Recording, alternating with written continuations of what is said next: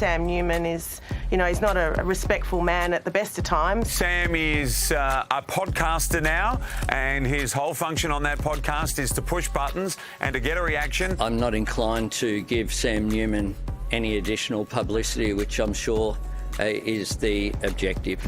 Sam Newman under fire for this. So the next time you go to a public event like the grand final or a football game or any public event in an auditorium and they trot out the welcome to country, start booing or slow hand clapping. Today, the podcaster choosing to double down. It's so irrelevant, it is so unnecessary. Why do we have to be welcome to the country we live in? This is the most divisive thing you can do. Showing respect costs nothing. It enriches all of us. People stand, they clap, they feel included. It is a glistening part of our game now. Welcome to country. Acknowledging the Wurundjeri people of the Kulin Nation at the MCG. Delivered by traditional owners to welcome visitors onto their ancestral lands. Everyone, tonight we meet on the old ancient battlegrounds called Wollongappa. If a traditional owner is not available, an acknowledgement of country can be delivered instead, offered by any person to show respect. This isn't welcoming people into Australia. This is to welcome people onto traditional lands by traditional custodians. If Australians started booing a welcome to country at big events, it would draw international attention at a time when around the globe, countries are listening to their First Nations people. Over recent decades, the ceremony has entered the mainstream, from classrooms to boardrooms, from Zoom meetings to major sporting moments. Together, we will give back to country the spirit that it should have. Go Matildas!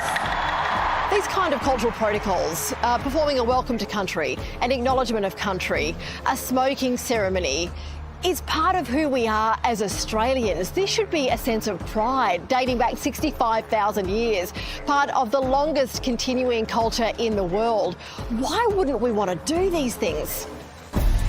Independent Senator Lidia Thorpe is a staunch opponent of the referendum. She's criticised Sam Newman's comments and joins us now. Lidia, Sam Newman says, welcome to country, it's divisive, is it? I think he's a racist.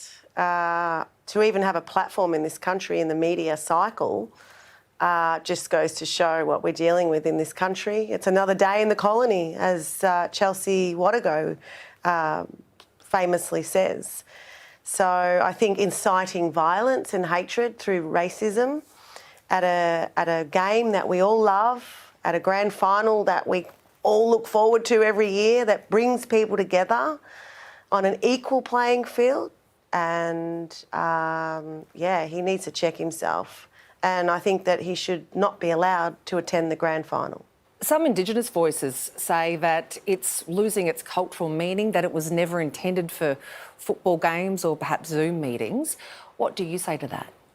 I say that that it is a beautiful way to bring people in, and it's up to each clan and nation to decide how they do that.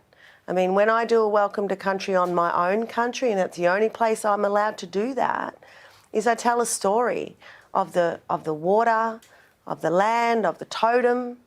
And a lot of non-Aboriginal people don't even know those stories because they've been denied the truth of this country for so long that this ignorance and this racism kicks in due to the lack of education and the ignorance, basically, of people who think that we don't matter.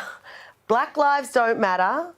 We've been screaming that from the top of the hills for decades. And, would you prefer us to be out protesting, calling for justice like we do?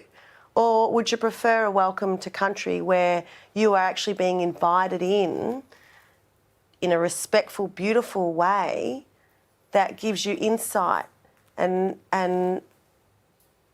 informs you on how to look after this country? So the way you've described that welcome to country, I think confirms the sense that a lot of people have that it's an act of reconciliation, or at least it's received that way. You know better than anyone, there's a referendum coming up on October the 14th. Your views on that are clear, but if that referendum is defeated, what damage do you think that will do to reconciliation? Oh, I think it'll be a fantastic outcome, and I think that it'll start a revolution of First Peoples in this country, particularly through the Black Sovereign movement, who've resisted colonisation, who've resisted the oppressive regime that has been set upon us since the boats arrived.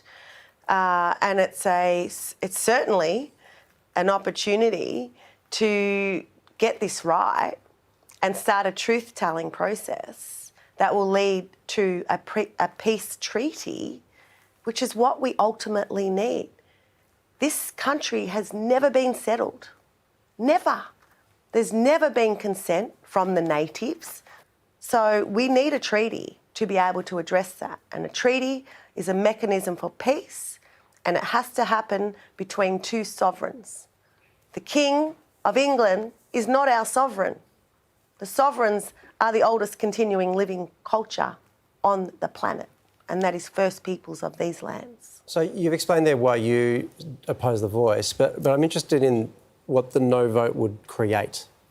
You talk about creating a revolution. It's a slightly different language from reconciliation. Do you think in the end it would make reconciliation easier if Australia voted no? Is that the argument? Well, Waleed, reconciliation is a term used when two people have done wrong to one another. You reconcile. Waleed, I ask you, what have we ever done to the coloniser to call it reconciliation? What do we have to reconcile? Okay, so you're opposed It's not up to us to reconcile. We've done nothing wrong, Waleed. Right, so I understand the point you're making. You should know that. Does that mean you're opposed to that whole reconciliation project then? No, I didn't say that.